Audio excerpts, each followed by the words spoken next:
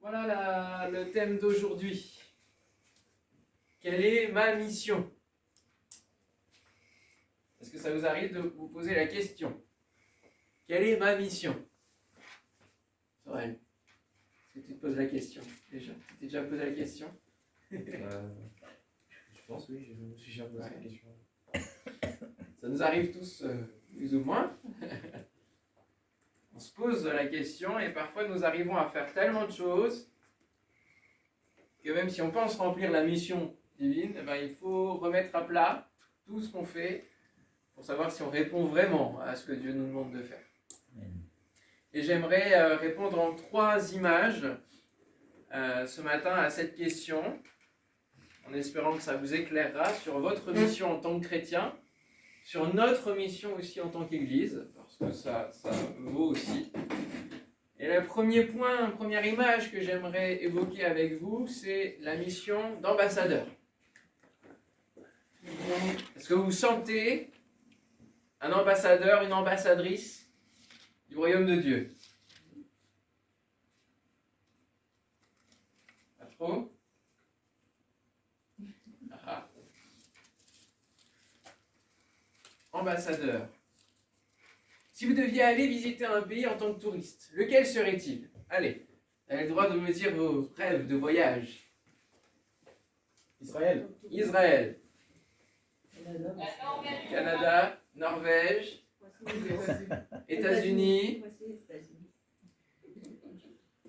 C'est pas du fromage. Michel, Ah, où est-ce que vous C'est iriez? pas du fromage. Le Poitou, ok. non, non, non. Je rigole. On aime bien l'Italie. L'Italie. Mais Ouais. j'irais bien comment ça s'appelle,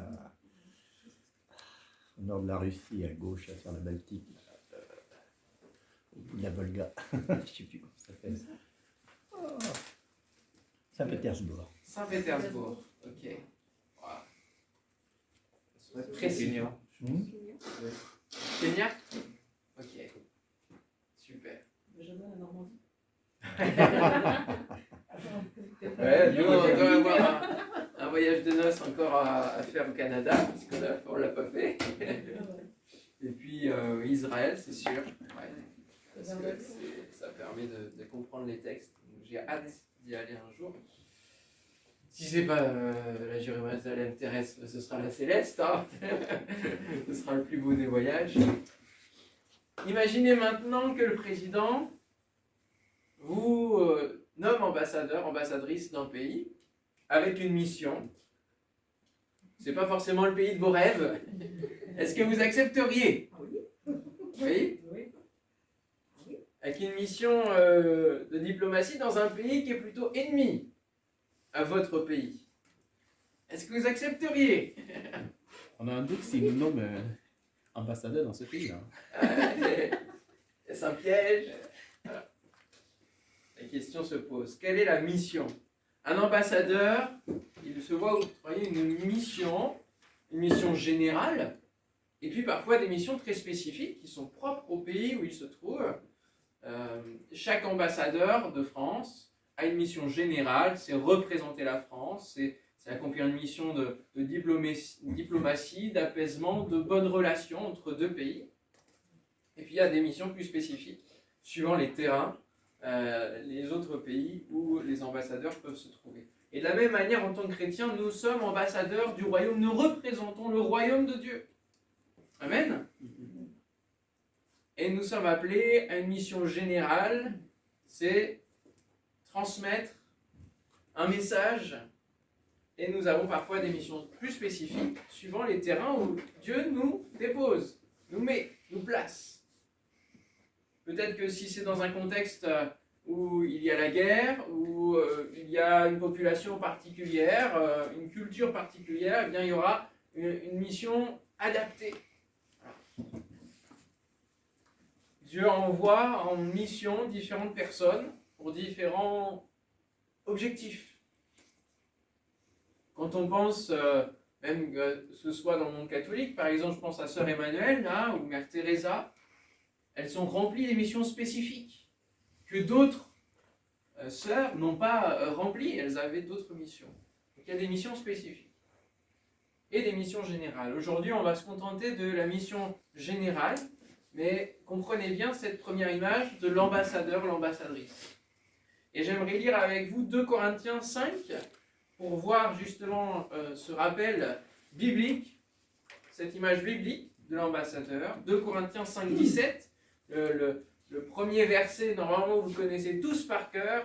Quand je vous dis la référence 2 Corinthiens 5, 17, vous me dites Amen. La Bible est ouverte. Mais bon, si quelqu'un est en Christ, il est une nouvelle créature. Voici, les choses anciennes sont passées, toutes choses sont devenues nouvelles. Alléluia. Ça, c'est notre transformation, parce que si on n'est pas transformé, si on n'est pas une nouvelle créature, on ne peut pas être ambassadeur.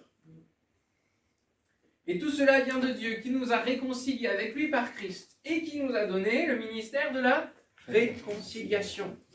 Donc non seulement nous bénéficions d'une entrée dans le royaume de Dieu, personnellement, en tant que sujet du nouveau royaume, nous sommes réconciliés grâce à Jésus qui nous ouvre la porte de ce royaume parce que nous croyons en lui, mais aussi maintenant nous avons une mission, c'est d'aller porter ce ministère de la réconciliation au dehors.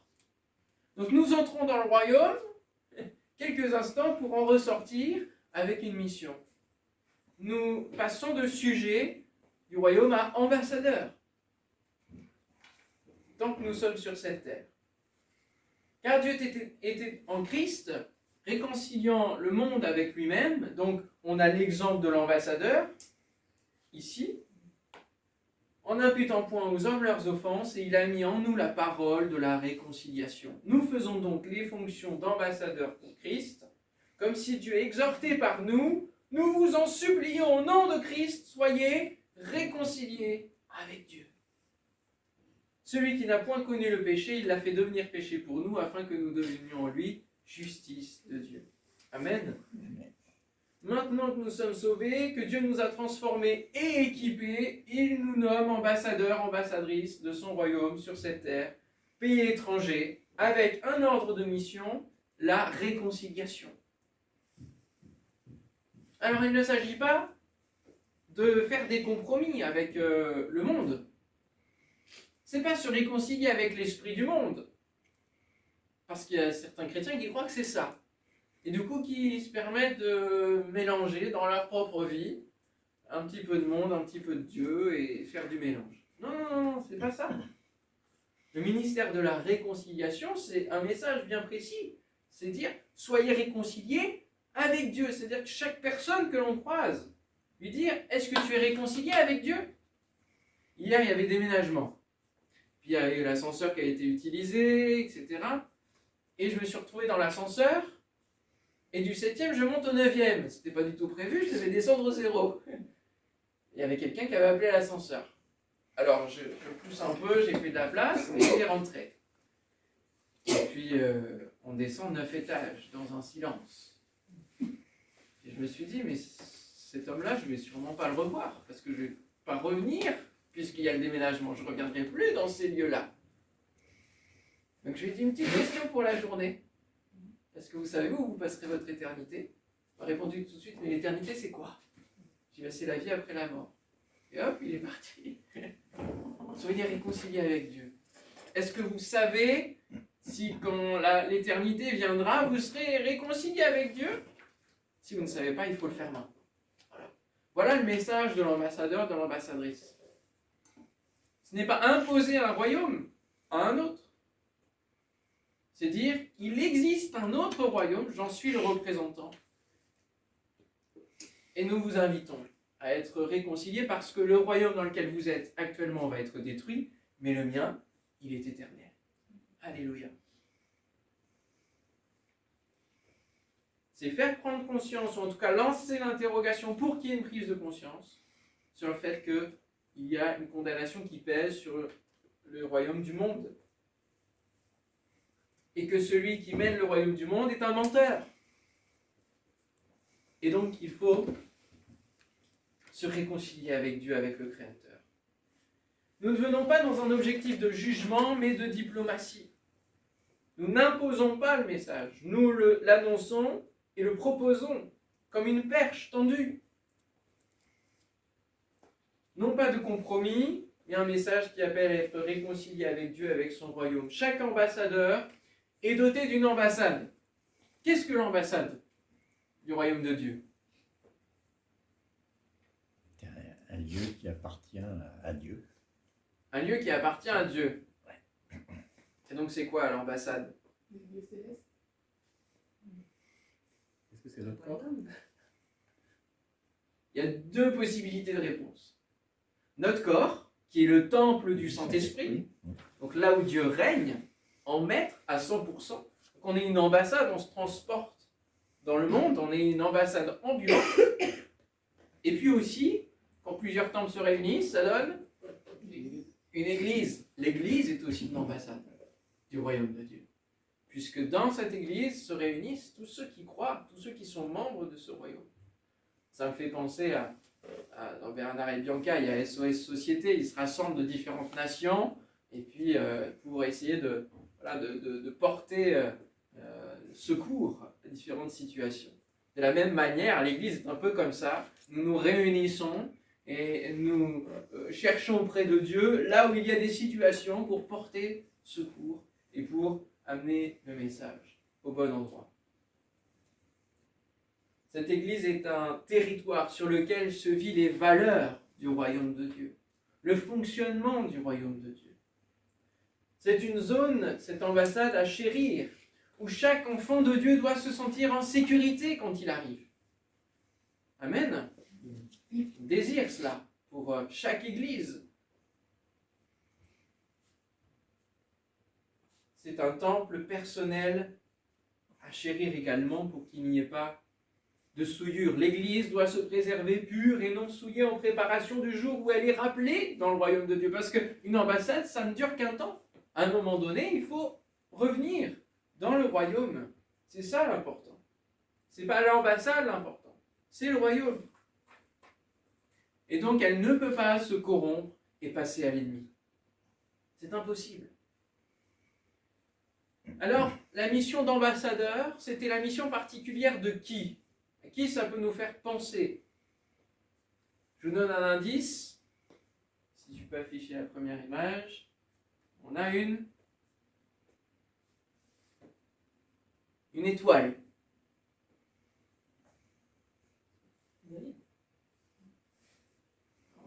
C'est très très simple. Hein. Je ne vous piège pas. Je vous piège pas. Ben, les marges qui sont avec Jésus, donc du coup Jésus. Ouais.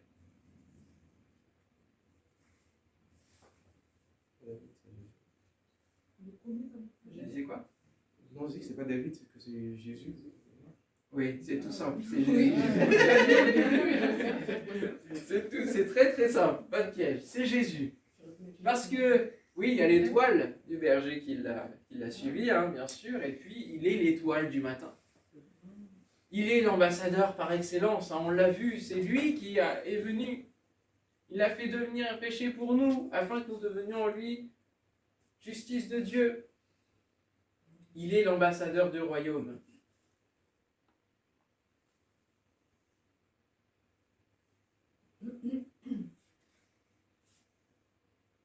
Il s'est déplacé, il a adopté la vie de ce monde, il a annoncé un message de salut et non de jugement, il a incarné ce qu'il disait, il a su mourir pour rester de son royaume.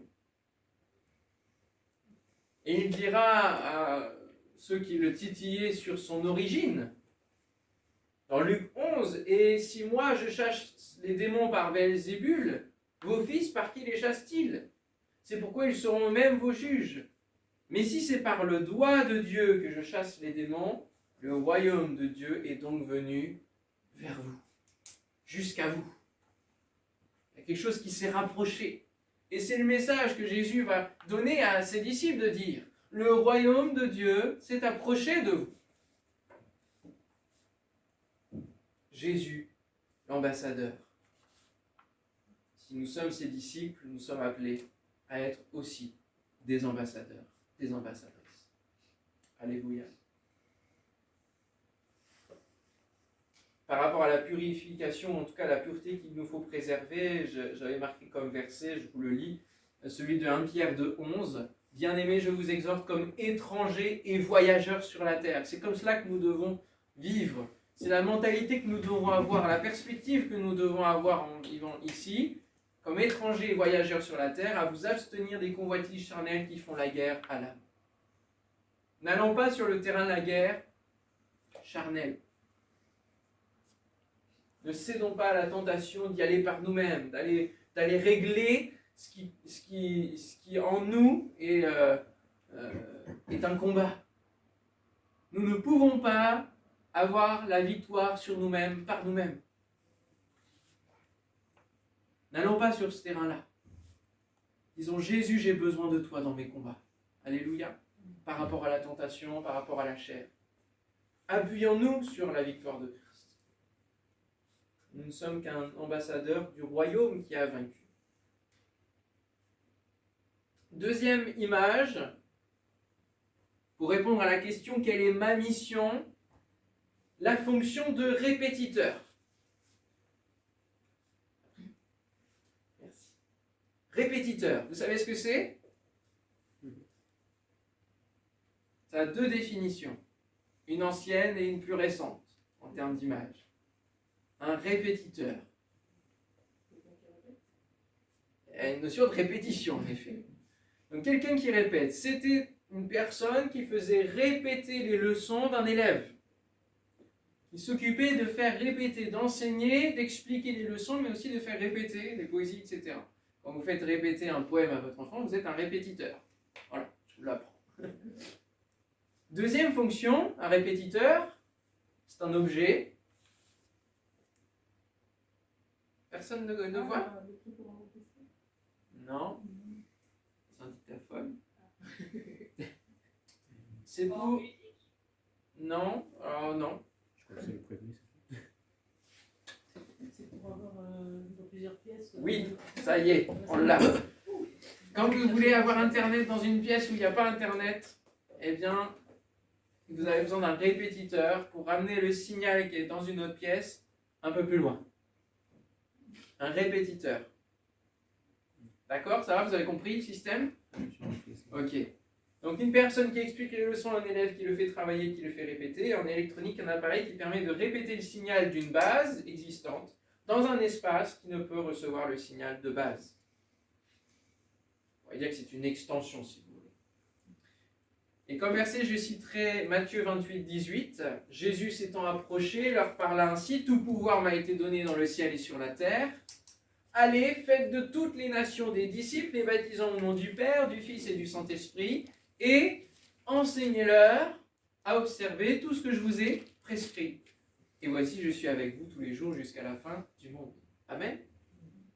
Donc vous comprenez que les différentes images vont quand même être très liées, puisque nous avons une mission commune, forte, qu'on retrouve dans ces versets-là. Nous sommes ambassadeurs. Un ambassadeur, c'est quelqu'un qui amène un peu plus loin le message de Jésus, et un répétiteur, c'est pareil. On amène un peu plus loin le signal, la source. On est une extension du royaume de Dieu. Une extension et une imitation de Jésus. Nous sommes des petits Christ, des chrétiens. Nous faisons fonction de répétiteur. Il est la lumière du monde. Nous sommes la lumière du monde et le sel de la terre. Petit ajout aussi, en effet. Il a laissé à ses disciples plusieurs de ses paroles et nous étudions ce matin quoi ? Nous faisons quoi ? Une fonction de répétiteur. Nous répétons des paroles que Jésus a dites il y a 2000 ans. Et nous n'inventons rien d'autre. Nous n'ajoutons rien d'autre. Nous n'enlevons rien d'autre. Nous ne faisons que répéter. Je ne fais que prêcher quelque chose qui est existant depuis que Jésus l'a prononcé. Observez-leur à observer. Enseignez-leur à observer tout ce que je vous ai prescrit. Rien d'autre. C'est pas inventer, inculquer une doctrine selon ce que j'ai dit. Non, c'est enseignez-leur à observer tout ce que je vous ai prescrit. Et le Saint-Esprit qui est en nous, quelle est sa fonction aussi ? C'est un répétiteur aussi, quelque part, il vous rappellera tout ce que je vous ai enseigné, tout ce que je vous ai appris. Donc le Saint-Esprit en nous fait une double répétition. Voilà. Nous étudions ce matin ces paroles et nous les annonçons comme étant des vérités à vivre encore aujourd'hui. Nous ne sommes pas les créateurs du signal divin. Nous ne sommes pas les intermédiaires, nous sommes juste porteurs, répétiteurs. Nous ne servons à rien s'il n'y a pas de signal. Et si le Saint-Esprit ne vit pas en nous, nous ne servons à rien pour le royaume de Dieu. Il faut un modem de base. Alors ça, c'était la mission particulière de qui? Voilà un autre indice. Il avait un plaid en poil de chameau comme vêtement. Jean-Baptiste. Voilà. Jean-Baptiste. Jean-Baptiste était seulement un répétiteur. Répétiteur de la loi, des prophètes et de ce que Dieu lui avait donné. Il y eut un homme envoyé de Dieu, son nom était Jean. Il vint pour servir de témoin, pour rendre témoignage à la lumière, afin que tous croient par lui. Il n'était pas la lumière, mais il parut pour rendre témoignage à la lumière. Alors ce verset-là, on pourrait confondre entre l'apôtre Jean qui écrit l'évangile et Jean-Baptiste. Prenez celui que vous voulez de toute manière. Que ce soit celui qui écrit l'évangile, c'est un répétiteur. Celui qui baptise dans le Jourdain en plein désert est une voix qui crie dans le désert. C'est comme cela qu'il est décrit. C'est une voix, c'est un répétiteur, c'est un porte-voix. Et nous sommes aussi appelés à être un porte-voix, un répétiteur. Amen. C'est Jésus qui est important. C'est lui le chemin. Et d'ailleurs, plusieurs personnes vont aller trouver Jean, Jean chapitre 3, versets 26-27, et vont lui dire, Maître, tu te souviens de cet homme qui était avec toi de l'autre côté du Jourdain? Il ne savait même pas son prénom. Et pour qui tu as témoigné? Il s'agit de Jésus. Eh bien, le voilà qui baptise à son tour, et tout le monde se rend auprès de lui. Qu'est-ce que Jean va répondre à cela? Nul ne peut s'attribuer une autre mission que celle qu'il a reçue de Dieu. Voilà. Sa mission à Jean-Baptiste va avoir un temps défini. Sa mission, c'est de préparer le chemin pour son cousin.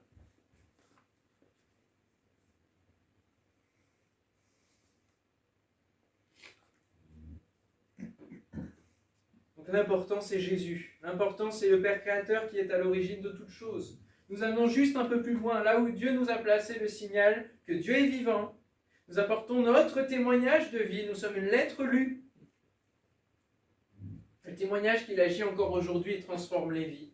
Nous n'enseignons pas notre doctrine, nos pensées, notre manière de voir les choses, notre idéologie. Nous prêchons et enseignons la parole de Dieu afin qu'elle constitue des hommes et des femmes à la stature parfaite de Christ. C'est ça notre mission. En tant que ministère donc, même, pasteur, docteur, évangéliste, j'en oublie là, prophète, et puis apôtre. Ces 5 ministères dons sont donnés à l'Église en vue de l'édification des saints. Voilà la mission des ministères dons.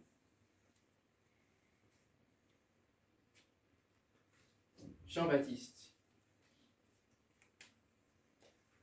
Troisième image, le vecteur de la compassion. Vous savez ce que c'est qu'un vecteur, hein? C'est quelque chose qui conduit, qui favorise. Alors ça après. Le vecteur de la compassion. Matthieu 19, versets 18 à 21. Jésus va être en discussion avec un jeune homme qui va s'approcher de lui et qui va dire « Qu'est-ce que je dois faire en plus pour hériter la vie éternelle ?» En gros, quelle est ma mission de vie pour que je puisse acquérir la vie éternelle au bout? Alors Jésus va lui répondre, eh bien, il faut que tu obéisses au commandement, tu ne tueras point, tu ne commettras point d'adultère, tu ne déroberas point, tu ne diras point de faux témoignages, honore ton père et ta mère, et tu aimeras ton prochain comme toi-même. Le jeune homme va lui dire, j'ai observé toutes ces choses, que me manque-t-il encore? Et là, Jésus va lui donner une mission bien précise, rien que pour lui. Si tu veux être parfait, va, vends tout ce que tu possèdes, donne-le aux pauvres, et tu auras un trésor dans le ciel, puis viens et suis-moi. C'est un véritable ordre de mission. Vous connaissez la suite? Est-ce qu'il va obéir à cette mission? Est-ce qu'il va remplir cette mission? Non. Malheureusement, non. Il va repartir tout triste. La mort dans l'âme. il manquait une chose pour atteindre la perfection aux yeux de Jésus quand même. Il démarre comme ça. Si tu veux être parfait. Donc il n'était pas loin. Mais je crois que le dernier commandement, à savoir tu aimeras ton prochain comme toi-même, il n'avait pas été tout en profondeur dans l'exploitation de ce commandement-là. Parce que Jésus va l'amener à donner aux pauvres. Donne aux pauvres. Vends ce que tu possèdes. Il va l'amener à une vie comme lui. Il veut l'amener à une vie comme lui il vit en tant que fils de Dieu, fils de l'homme. Puisqu'ensuite il l'appelle, viens et suis-moi. Mettre en pratique le dernier commandement cité, c'était une chose qui manquait malgré tout. Le jeune homme n'avait pas compris jusqu'à quel point on peut aimer notre prochain comme nous-mêmes. Alors, merci Seigneur, il y en a d'autres qui ont rempli la mission de se donner pour les autres. Et j'aimerais vous demander, c'était la mission particulière de qui? Être vecteur de la compassion dans la parole de Dieu. Je vous donne un autre indice, il a payé l'hébergement sans en bénéficier lui-même. Bon samaritain. Le bon samaritain.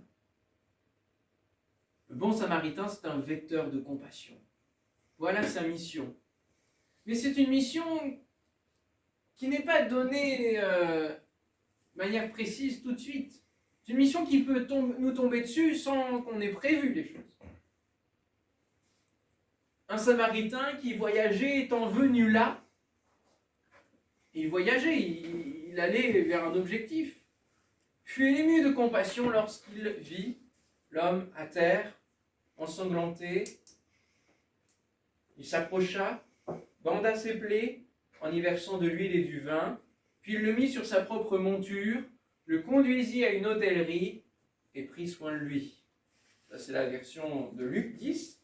Et dans d'autres versions, il y a ce complément où il est dit qu'il va donner tout ce qu'il faut et dire à l'hôtelier, à l'aubergiste, eh bien, prends soin de lui jusqu'à ce qu'il aille mieux. Et puis, s'il y a d'autres choses encore à payer, tu me le diras à mon retour, je paierai. Va vendre tout ce que tu possèdes. Donne-le aux pauvres. Vecteur de compassion. Nous sommes appelés à subvenir aux besoins de ceux qui n'ont plus rien, et c'est là que le vecteur de la compassion se met en place. Nous sommes touchés dans notre cœur par une situation que nous rencontrons qui n'était pas prévue. Nous ne pouvons pas forcément faire nous-mêmes les choses, mais nous pouvons permettre la construction, l'agrandissement de l'hôtellerie pour que tous soient accueillis et soient pris en charge dans leurs besoins. Amen. Vecteur de compassion.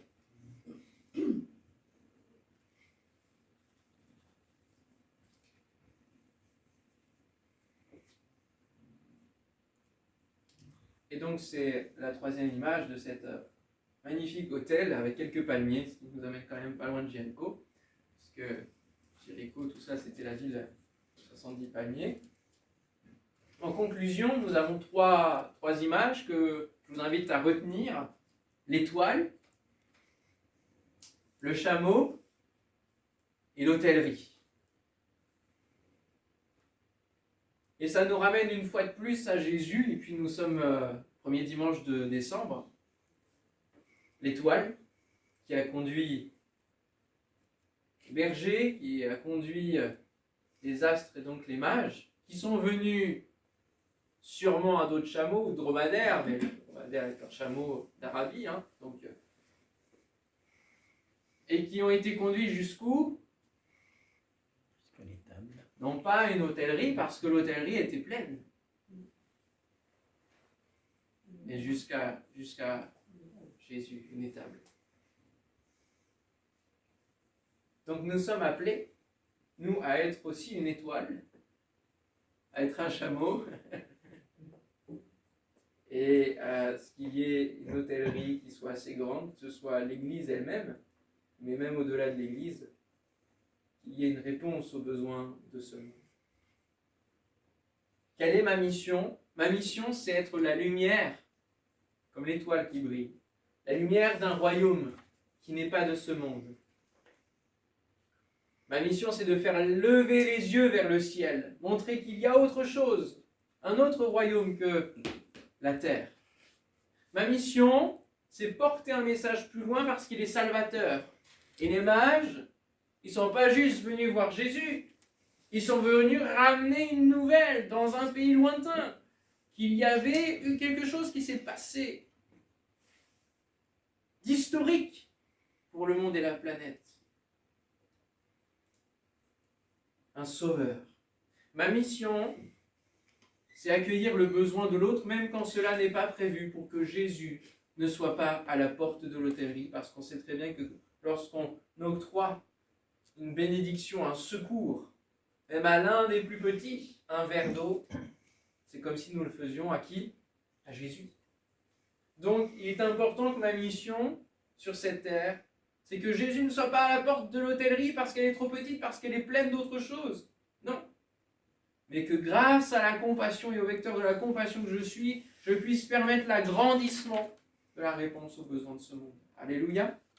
Amen. 3 images, 3 exemples de missions qui correspondent à une seule et même. Et aujourd'hui, c'est un dimanche particulier, je vous l'avais annoncé, c'est le dimanche de la mission, l'action missionnaire. C'est tout le mois qui est consacré à la mission, chaque mois de décembre. Et je vous ai partagé dans le groupe WhatsApp les débuts de vidéo, en tout cas quelques supports, et je vais continuer de la prière. Chaque jour, on peut prier. Aujourd'hui, 3 décembre, une nouvelle perspective. Lever les yeux signifie que nous devons être attentifs à notre environnement, à ceux qui nous entourent. Jésus nous invite à lever les yeux pour voir d'autres personnes. Lever les yeux, c'est faire un effort pour voir plus loin, au-delà de nos premières impressions. Lever les yeux, c'est une invitation à entrer dans une nouvelle perspective, celle que Dieu a sur le monde. Seigneur, nous prions pour un renouveau de notre vision du monde et de ceux qui ont besoin de toi. Une pensée très rapide que vous pourrez retrouver sur les réseaux, etc. Mais c'est un livret de prière de l'action missionnaire. C'est un des départements des Assemblées de Dieu. Il y a plusieurs autres organismes qui envoient des missionnaires à l'étranger. Et j'aimerais vous en parler parce que je crois que Oasis est appelé à être un vecteur de compassion. Et que tout en prévoyant une hôtellerie pour Oasis, un logement pérenne pour Oasis, avec l'achat du local, nous pouvons être vecteurs de compassion pour répondre aux besoins dans le reste du monde. Et déjà nous engager financièrement et dans la prière pour la mission, dans son sens large.